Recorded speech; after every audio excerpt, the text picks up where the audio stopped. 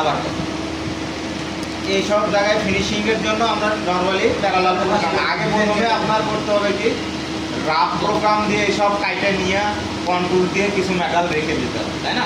তারপর আমাদের parallel programme ওই বারবার ওগুলো দেখায় সারফেস ফিনিশ, তারপর ফিনিশ প্যারালাল, ইনভার্ট সিলেকশন, ওকে ওকে, ইনভার্ট সিলেকশন, এরপর আমার বাউন্ডারি সিলেকশন কন্ট্রোল,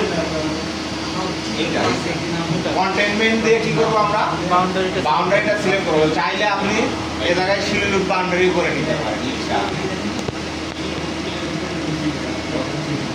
তারপর কি করতে হবে আমাদের এই জায়গায় 10-এর বল চালাইতে পারবে, আমরা 10-এর বল নিয়ে নিচ্ছি।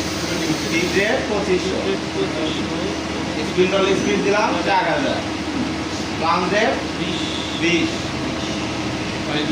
যেহেতু আমার মেটালের ভিতরে চলবে, তাই না? র্যাপিড 20 দিলেও কোনো সমস্যা নাই। এর ফিট প্লেন সবসময় 0.5 বা 4। ম্যাক্সিমাম স্টেপ ওভার, এখানে আবার স্টেপ ওভার মনে করেন না যে উপর দিয়ে কতখানি যাবে, এটা না।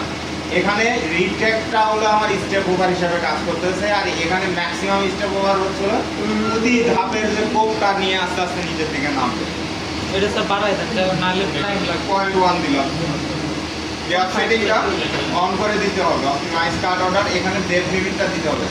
আমার কাটবে হচ্ছিল 0 থেকে, আর এখানে আমার সর্বোচ্চ লিমিটটা হচ্ছিল 100, 90 91 আছে। আমি চাইলে আরো 200 দিতে পারি, কোনো সমস্যা নাই। আমার মেটালের থেকে বেশি কাটবে 5 মিনিট লাগবে, 2 মিনিট লাগবে।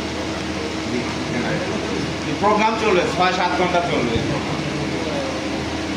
বলের প্রোগ্রাম না, বলের প্রোগ্রাম সবসময় বড়। স্যার ইন্ডাস্ট্রিতে তো আমাদেরকে যদি